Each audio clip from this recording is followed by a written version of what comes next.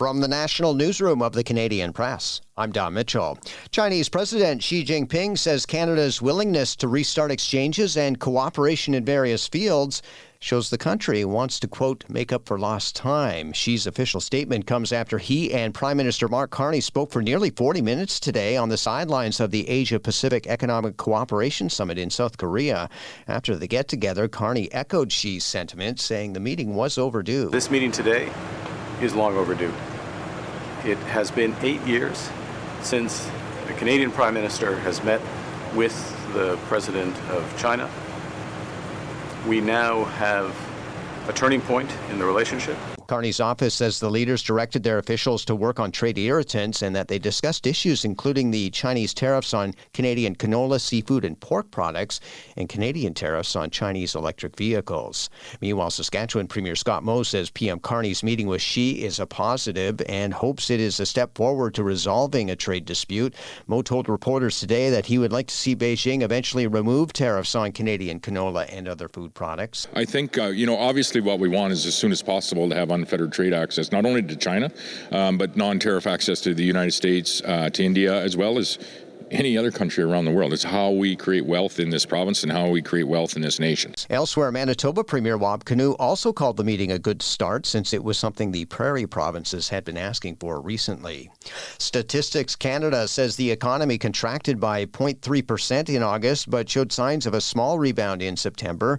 It says a work stoppage among Air Canada flight attendants and a decline from the tariff-sensitive manufacturing industry contributed to dragging down GDP in August.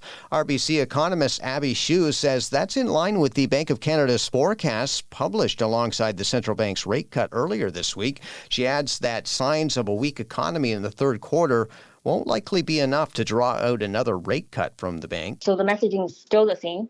We don't expect a cut. We think it's, the October cut is sort of the last one. And then we sort of expecting overnight rate to hold steady until the end of 2026. The Bank of Canada's final rate cut of the year is set for December 10th. And Finance Minister François-Philippe Champagne is expected to use the federal budget to close a tax loophole critics say is exploiting workers and creating unfair labor practices in the trucking industry.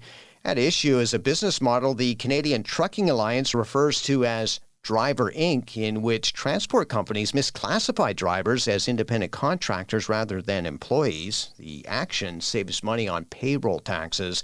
In a statement issued yesterday, Champagne's office said the federal budget will allocate $77 million over the next 4 years to the Canada Revenue Agency to address the issue. This is the Canadian Press.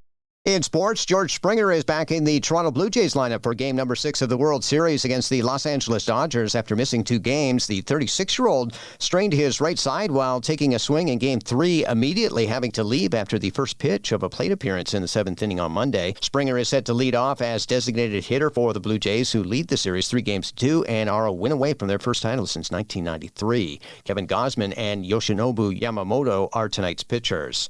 There will be Canadian content in the final of the Hong Kong Open tennis tournament. Leila Fernandez down Romania's Zorana Cîrstea in quarterfinal action today. Fernandez moves on to face fellow Canadian Victoria Mboko in the semifinals of the WTA 250 event.